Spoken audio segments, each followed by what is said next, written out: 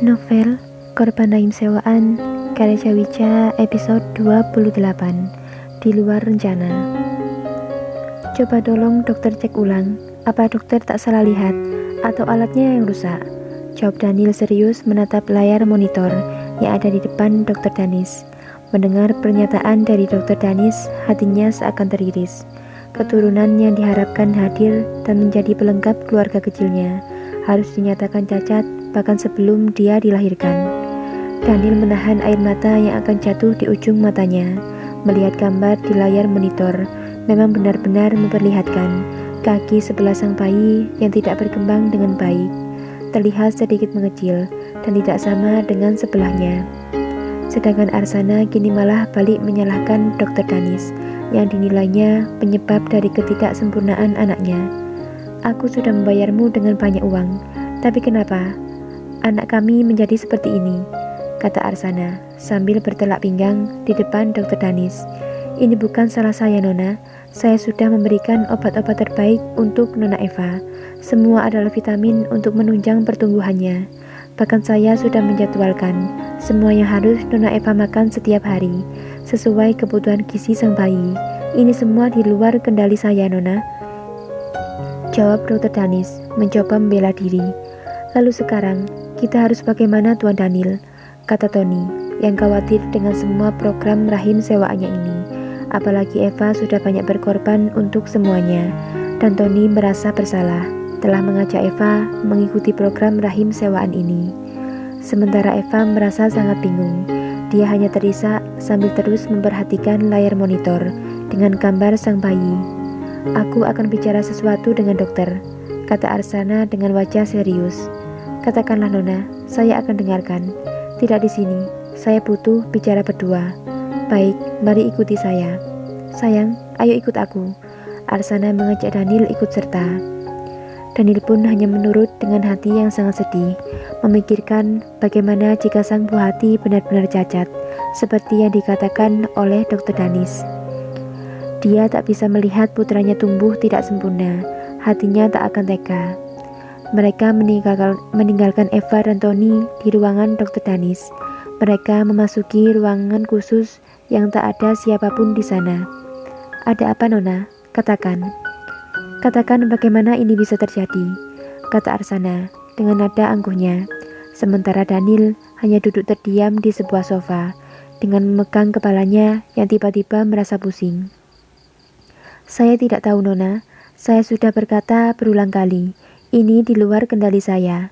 Saya sudah berusaha menjaganya dengan segala yang saya bisa.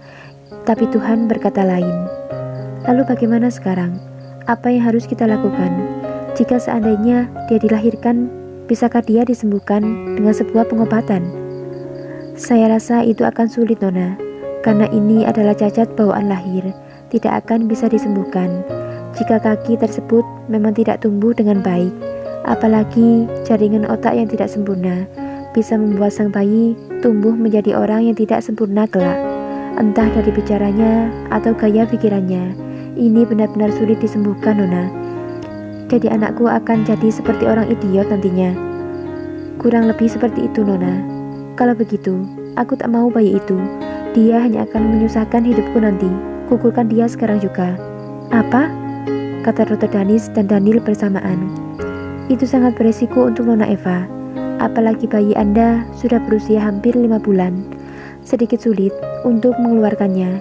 Jikapun bisa, itu akan menjadi tindakan yang sangat beresiko dan ilegal, Nona. Apalagi umur Nona Eva yang masih sangat muda, yaitu 18 tahun. Saya tak berani mengambil resiko, Nona. Nyawa Nona Eva bisa dalam bahaya, kata dokter Danis spontan. Tidak, aku tidak setuju. Bagaimana kau bisa melakukan itu padanya? Kau bahkan telah mendengar suara detak jantungnya di dalam sana. Kau melihat wajahnya. Bagaimana kau bisa membunuhnya begitu saja, hanya karena dia yang tidak sempurna? Ingat, dia adalah darah daging kita, Arsana. Apa kau lupa? Jawab Daniel berdiri di hadapan Arsana dengan tegas. Tapi aku tak mau melihat anak yang cacat. Apa yang akan dikatakan publik nanti tentang anak kita? Apalagi papa dan mama pasti tak mau melihatnya. Dia juga tak akan bisa meneruskan warisan keluarga kita, Daniel. Apa kau tak memikirkan itu? Dia hanya akan menjadi beban dalam hidup kita. Kita akan merawat anak yang tak sempurna seumur hidup kita, kata Arsana sambil menitikkan air matanya.